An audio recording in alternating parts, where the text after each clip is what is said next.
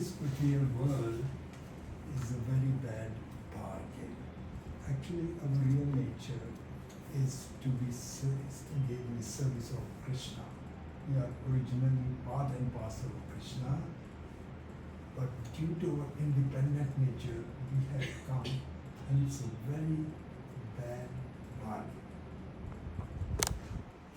It's a world of cheaters and a cheated. But the Bhagwad Gita also gives us the solution to get out of this miserable condition of life. First thing in the Bhagavad Gita, Krishna says that we have to be very disciplined. There's one slide missing actually, but anyway I can explain what it is that by regulating ourselves, by disciplining ourselves in all our activities, like he says, Krishna says, eating just the right amount, not too much, not too little, sleeping enough, not too much, not too little, enjoyment, not too much, not too little. In this way we can discipline ourselves so that our mind will be controlled. Our mind can be the best friend or it can be the worst enemy. This is Krishna's teaching to Arjuna. And here we say, Bhagavad Gita on the battlefield, the shortest Gita.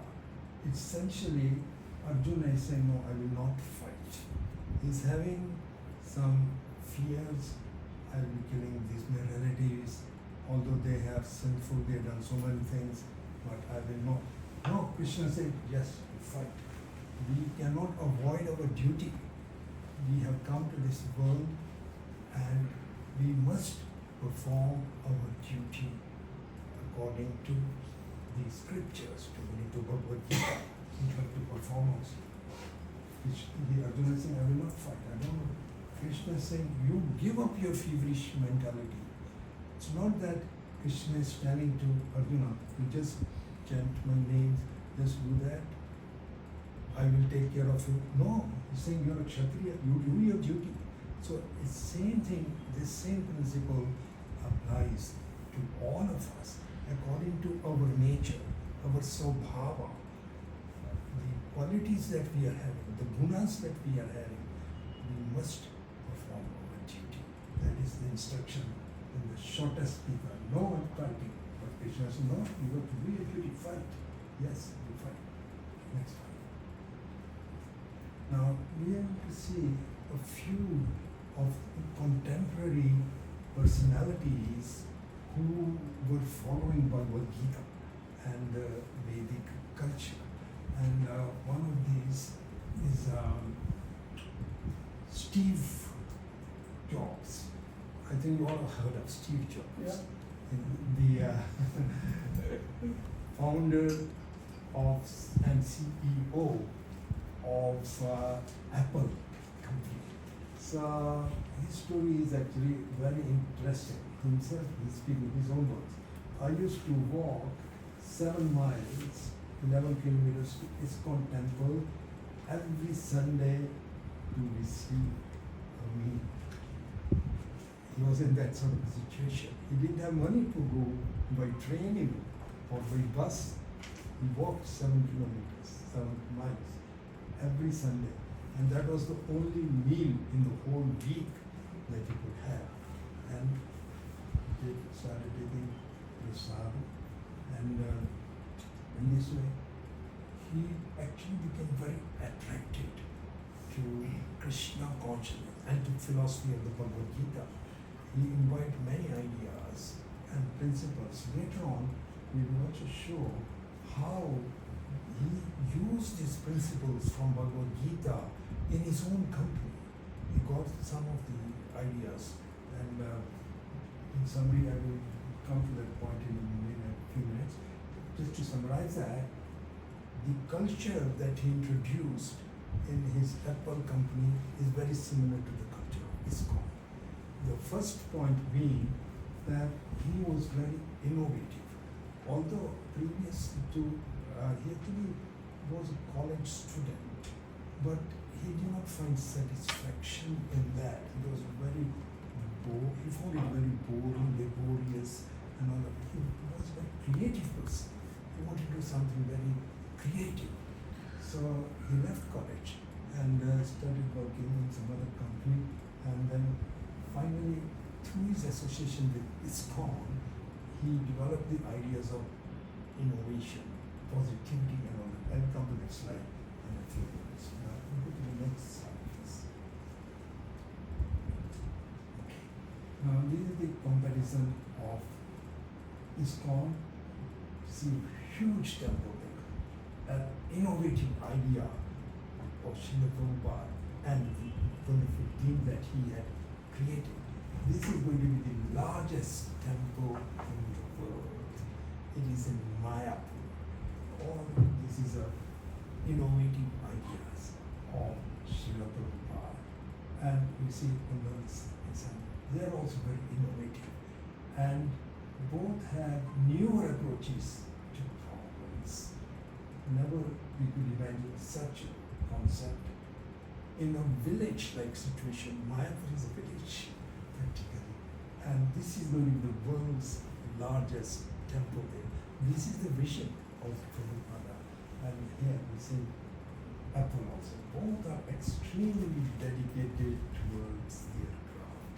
Both in the culture of Apple, I was told that any of the employees, even if they are offered 2 times or 3 times or even 4 times the salary, they will not give Apple. They will prefer to stay with Apple. And the same culture is there in ISKCON. Because we know our mission, we know that actually, just to give one example, one of the American sannyasis in our movement, his name was Gita. His parents came and they asked to Prabhupada that, Prabhupada, my son, he is my only son. I need someone to carry on my business. Please return my son, and I will give you a blank check. You will fill in the amount. Keep it, but please return my son. So Prabhupada asked his mother, he is free to go. I'm not keeping him. He asked, want to go? No, I will never leave you. So this is the same culture in Apple also and here in ISKCON also. Because we are trained to take care of the devotees. We are trained that everyone is part and parcel of Krishna, and Krishna loves everyone. We must dedicate.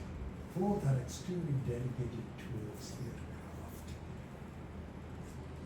This is how this mission is progressing from a very small, humble beginning.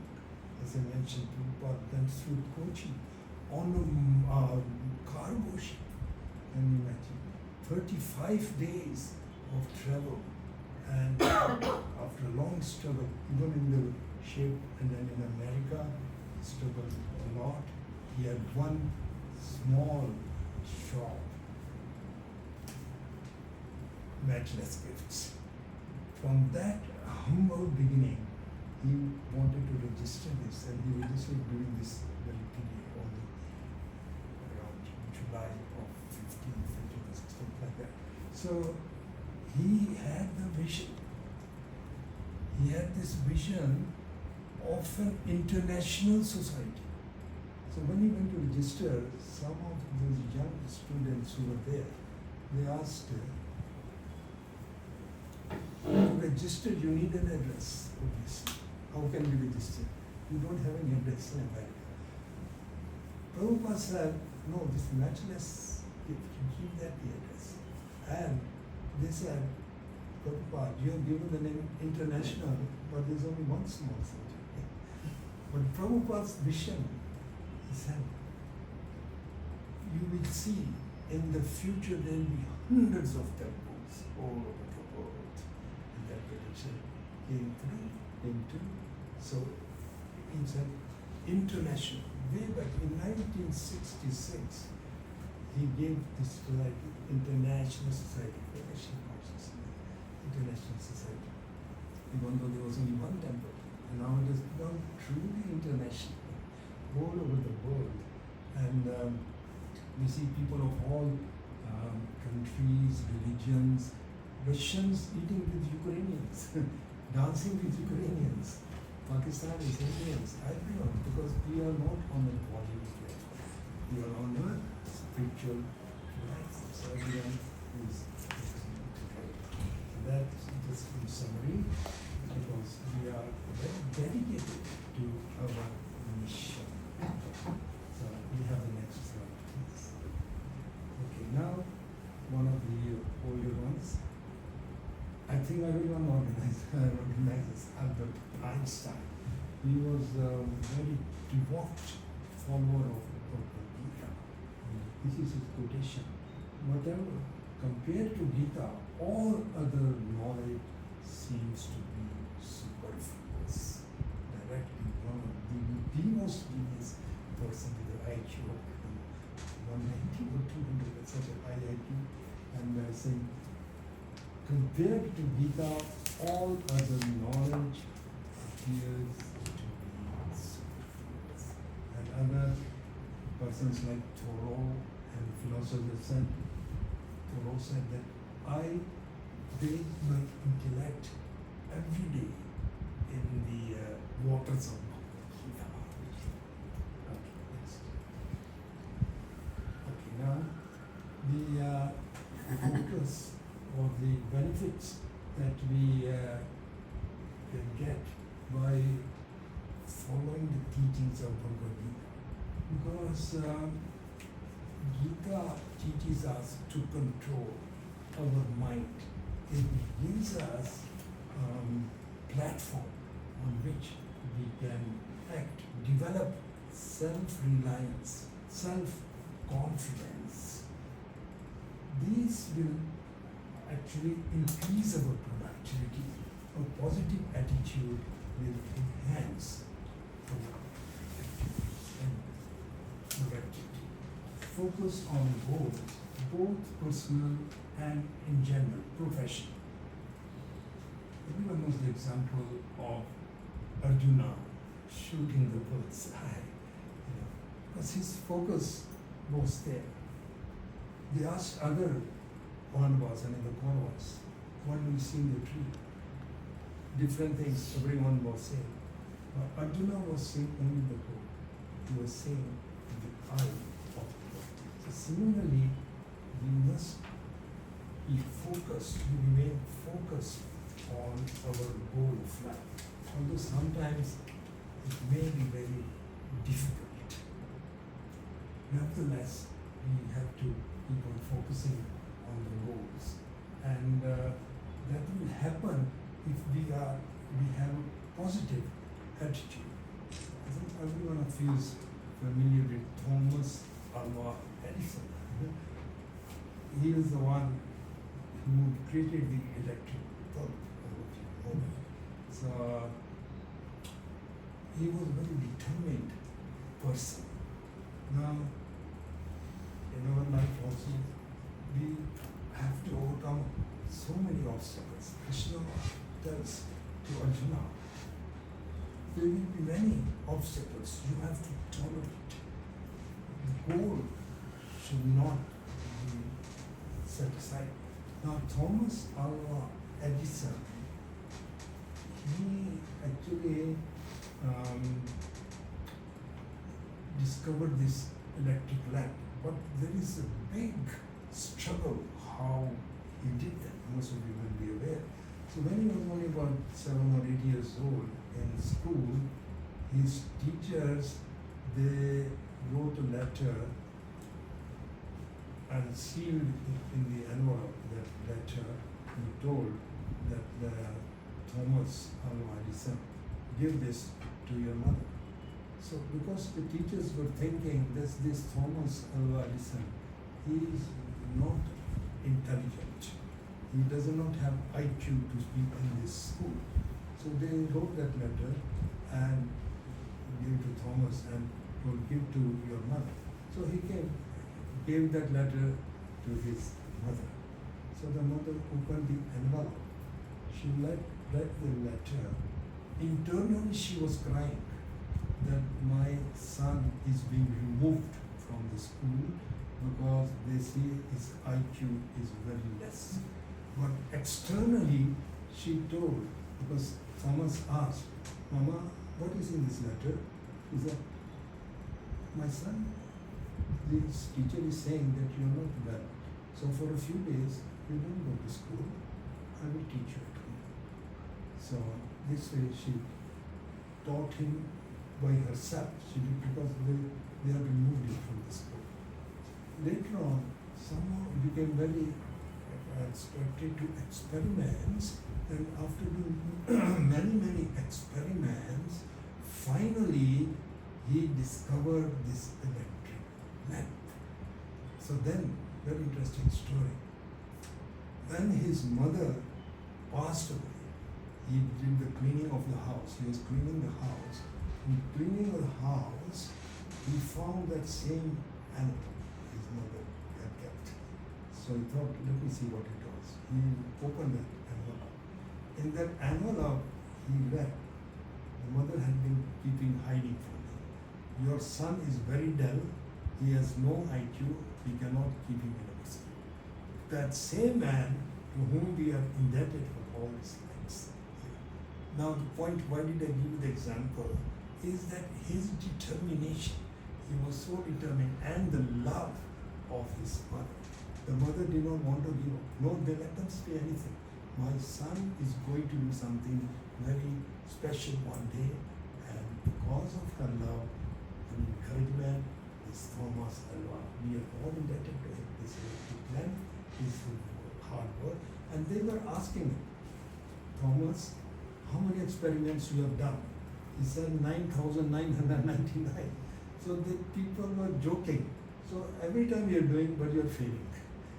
So he said, yes, I will do it one more time. I know that 9,900 I've done wrong. Now I will show you how to do it right.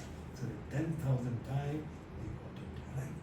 So this is a very nice example which shows that actually our determination to succeed should be there. Become self-confident with the support of yoga. Always have a positive attitude. That will increase our productivity. You see, this is a common experience. When we are positive, we are more productive. Whereas when we have negative attitude, then productivity decreases. Self-introspect and self-improvement. There is always scope for self-improvement, and become detached from results. And discipline has productivity. Become more creative. So these are some of the benefits that we get from studying the Bhagwad Gita, and Bhagwad's own example. Went with 40 rupees from India to America. Can anyone imagine that? You cannot even go any part of Kochi to get 40 rupees. And he went from one part of the world to the other part. He had this faith that Krishna will protect him. And first port was Colombo, then he came to Kochi, the next point, and then Egypt, port side, and then finally Mediterranean Sea, crossing to Atlantic Ocean. And the remarkable thing is that same 40 rupees with which he went, when he came back with his success, because of his vision, because of his positive attitude, never give up amidst all problems. When he came back with some American disciples, Achutananda and Kithananda. This time he came back by air. He landed at Delhi airport, and from there he went straight to Chipipala. There he was staying before, and he went straight to Chipipala with two American disciples in the middle of the night at 2 o'clock. And he had to pay the taxiwala. So he paid to the taxiwala. He had the same 40 rupees with which he had gone. And we have heard that the taxi driver, our devotees have managed to find him. He's still keeping those 40 rupees. We are trying to get that. So you can just see the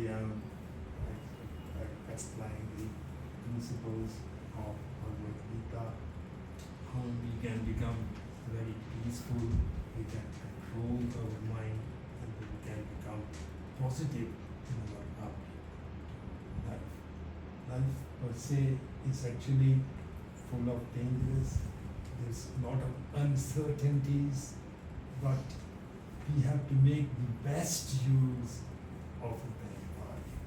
Although even the best plans can fail, still that is not excuse for not making plans. We have all seen that in the case of the Titanic, since Kochi is a port, there is a port from England, this huge ship, Titanica. This is in 1901. The big ship, the scientists were guaranteeing, engineers were guaranteeing, this ship will never drown. It is already made afloat. They were assuring everyone.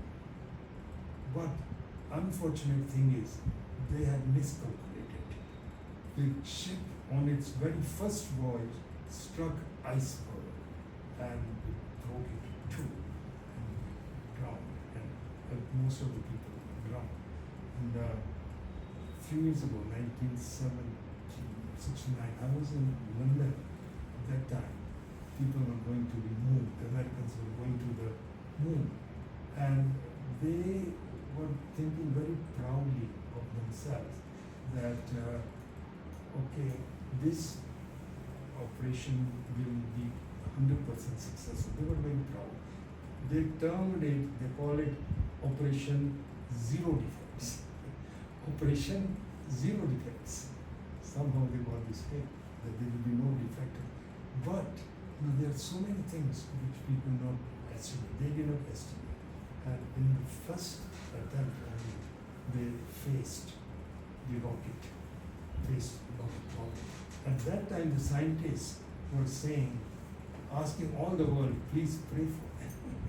Before they were so confident that we will be 100%.